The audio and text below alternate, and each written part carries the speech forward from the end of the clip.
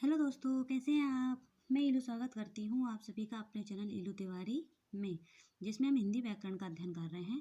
तो दोस्तों, हिंदी व्याकरण में हम स्वर और व्यंजन इत्यादि सीख चुके हैं। अब हमारा नेक्स्ट टॉपिक जो है, हम संज्ञा पे अपना ध्यान फोकस करते हैं। दोस्तों, संज्ञा से बहुत ही क्वेश्चन जो हैं आपके एग्जामों में काम में आते हैं। बहुत ही ऐसी चीज़ें हैं, मेन कुछ कुछ ऐसे पॉइंट जो रहते हैं जो आपके कॉम्पिटिटिव एग्जाम होते हैं, इनमें से बहुत ही सारे क्वेश्चन इसमें से बन जाते हैं। आपका फिर या फिर एमपी बोर्ड हो, सीबीएसई बोर्ड हो, कोई सा भी बोर्ड हो, इसमें इससे क्वेश्चन बनते ही बनते हैं। तो आप इसको थोड़ा महत्वपूर्ण तरीके से समझिए आप, है ना, थोड़ा ध्यान देकर। सर्वप्रथम हम संज्ञा की परिभाषा देख लेते हैं। तो देखिए, संज्ञा संज्ञा का मतलब होता है नाम। क्या मतलब होता है? संज्ञा का मतलब होता है नाम। तो संज्ञा की परिभाषा बहुत ही ईजी है हमारी। नाम ही संज्ञा है, अर्थात किसी भी वस्तु हो, व्यक्ति हो, स्थान हो, भाव हो, किसी भी चीज़ का यदि वो नाम है तो वो संज्ञा है। जैसे राम, भोपाल, नदी, ये सब क्या है? नाम है। तो ये संज्ञा है। अब देखिए, आगे हम लोग संज्ञा के प्रकार देख लेते हैं। संज्ञा कितने प्रकार की होती है? तो दोस्तों, संज्ञा 5 प्रकार की होती है। पहली होती है व्यक्तिवाचक संज्ञा, है ना। कौन सी संज्ञा? व्यक्तिवाचक। व्यक्तिवाचक अर्थात जिसमें व्यक्ति का, किसी का नाम हो, है ना। दूसरी होती है जातिवाचक। जातिवाचक जातिवाचक से तात्पर्य है कि किसी विशेष जाति की ओर, उसका मतलब के अंतर्गत आए वो वर्ड। जैसे जिस संज्ञा में किसी एक जाति के अंतर्गत आने वाले सभी व्यक्ति, वस्तु, स्थान या किसी भी चीज़ का नाम हो, वो जातिवाचक हो जाएगी। तीसरी आपकी आती है भाववाचक। भाव का मतलब होता है हमारे मनोभाव, मतलब हमारे मन के भाव को यदि नाम दे दिया जाए तो वो भाववाचक संज्ञा होती है, जिसमें धर्म, गुण, दोष, आकार, अवस्था, व्यापार, किसी भी चीज़ के भाव हो सकते हैं ये।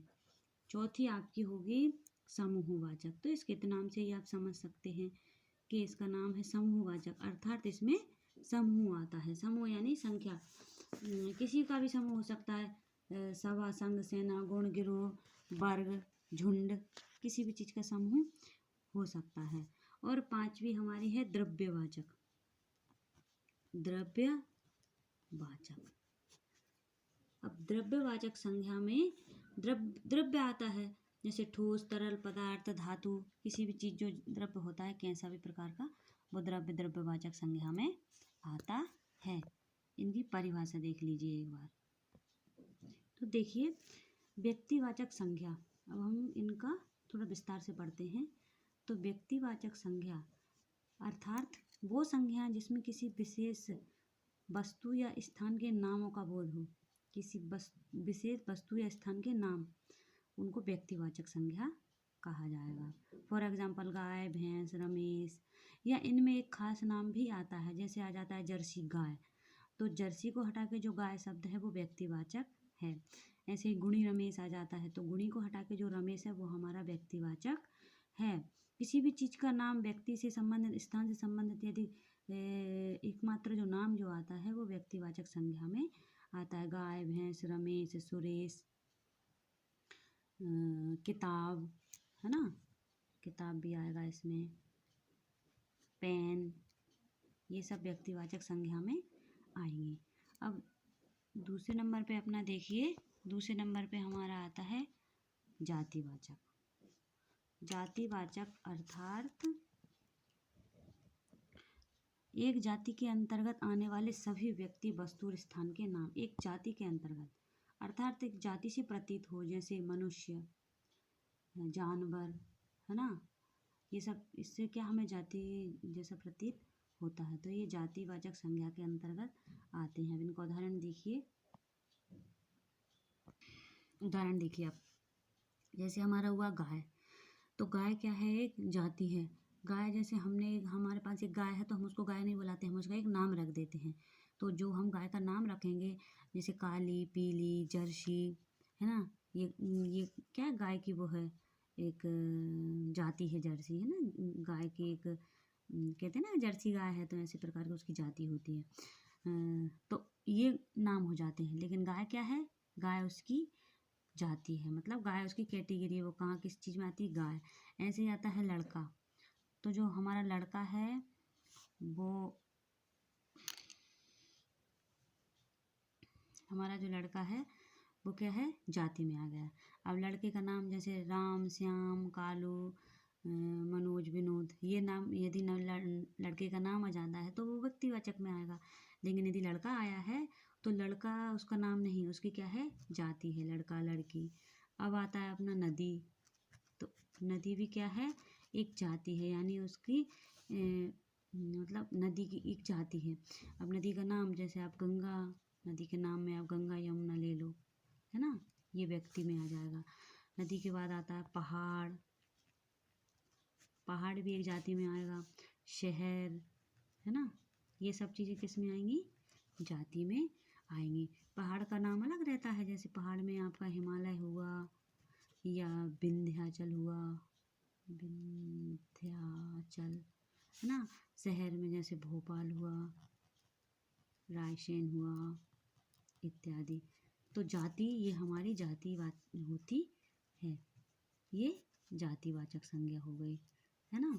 और ये जो नाम है उनके, ये नाम अलग आ जाते हैं किसमें? व्यक्तिवाचक में। व्यक्तिवाचक, है ना, आपका ये जातिवाचक हो गया। अब हमारा तीसरे नंबर पे आता है भाववाचक संज्ञा। भाववाचक संज्ञा का तात्पर्य यानी अर्थ होता है कि जिनसे पदार्थ या व्यक्ति के धर्म, गुण, दोष, आकार, अवस्था, व्यापार, चेष्टा आदि के भाव आए, वहाँ पर भाववाचक संज्ञा होगी। मतलब उसका गुण के बारे में हो या दोष के बारे में हो, आकार बड़ा छोटा, अवस्था कैसी है, व्यापार उसको क्या क्रियाएं कर रहा है, वो जिस भी चीज़ का, जैसे रमेश सुंदर है तो सुंदर यदि वहाँ पर आ गया तो वो सुंदर क्या हो गया? भाव हो गया। फॉर एग्जाम्पल आप देखिए, रमेश सुंदर है, रमेश सुंदर है, तो ये हमारा जो सुंदर क्या है? भाव है ना। ये हमारा किस में आता है? भाव में आ जाएगा। और उदाहरण और भी देख सकते हैं आप, जैसे क्रोध, क्रोध आएगा भाव में, है ना। घृणा, बुद्धिमान,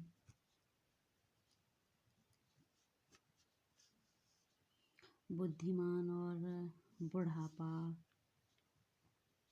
बहुत सारे भाव रहते हैं। बुढ़ापा, बचपन, ये सब हमारा किस में आता है?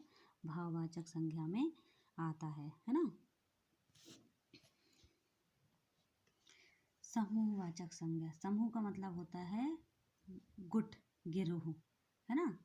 तो झुंड, वर्ग, परिवार, संघ, सेना, सभा, गुच्छा आदि जो भी चीज़ें समूह को प्रकट करती हैं वो समूहवाचक संज्ञा में आती हैं। जैसे कि परिवार में राम रहता है, तो परिवार में राम रहता है या राम परिवार में रहता है, राम परिवार में रहता है, हाँ, तो परिवार क्या हो गया? समूहवाचक हो गया, है ना। राम सेना में भर्ती हो गया, या ये सब चीज़ें हमारी परिवारवाचक में आती हैं। अंगूरों का गुच्छा बड़ा है, तो इसमें गुच्छा क्या हो गया? समूहवाचक संज्ञा हो गया। और देखिए दोस्तों, अंगूर हो गया व्यक्तिवाचक, है ना। गुच्छा हो गया समूहवाचक और बड़ा हो गया भाववाचक। तो ऐसे आप इससे अच्छे से समझ सकते हैं। ऐसे भी आप इसको भी समझ सकते हैं, जैसे राम व्यक्तिवाचक हो गया, परिवार समूहवाचक हो गया और रहना भाववाचक हो गया, रहता है ना। अब आगे देखिए, द्रव्यवाचक संज्ञा। जिन संज्ञाओं से ठोस, तरल, पदार्थ, धातु, अधातु आदि का बोध हो, किसी भी चीज़ धातु, अधातु, ठोस, पानी है या ठोस है, कठोर है, बर्फ है, पत्थर है, इनसे मतलब द्रव्यता का बोध हो, यानी ये कोई सा पदार्थ, वो द्रव्यवाचक संज्ञा में आता है। लोहा, सोना, चांदी, घी, तेल, पानी, मिट्टी, सब्जी, ये सब इत्यादि द्रव्यवाचक संज्ञा में आता है। जैसे हम पानी पीते हैं तो पानी किस में आ गया? द्रव्यवाचक में आ गया, है ना। हम व्यक्तिवाचक में आ गया और पीना भाववाचक में आ गया। ऐसे करके आप ये द्रव्यवाचक में हो गया। तो ये हमारी 5 प्रकार की संज्ञाएं, मतलब संज्ञा के 5 प्रकार जो हमने पढ़ लिए हैं, है ना। देखिए दोस्तों, जातिवाचक से भाववाचक संज्ञा भी बन जाती है। आपके पेपर में आ सकता है कि जातिवाचक से भाववाचक संज्ञा में परिवर्तित की गई। जैसे लड़का है तो लड़का जातिवाचक में आता है, तो इसका भाव क्या हो जाएगा? लड़कपन, है ना। बुढ़ापा है, बुढ़ापा नहीं, बच्चा है, क्या है? बच्चा, तो इसका हो जाएगा बचपन, है ना। सती है, सती क्या है? जाति है, जातिवाचक में आ गया, तो इसका भाव क्या हो जाएगा? सतीत्व।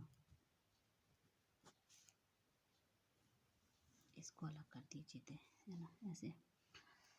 पुरुष जातिवाचक में आता है, पुरुष का भाववाचक हो जाएगा पुरुषत्व, और साथ इसमें तत्व जोड़ गया, है ना। सज्जन, सज्जन का भाव हो गया सज्जनता, सज्जनता,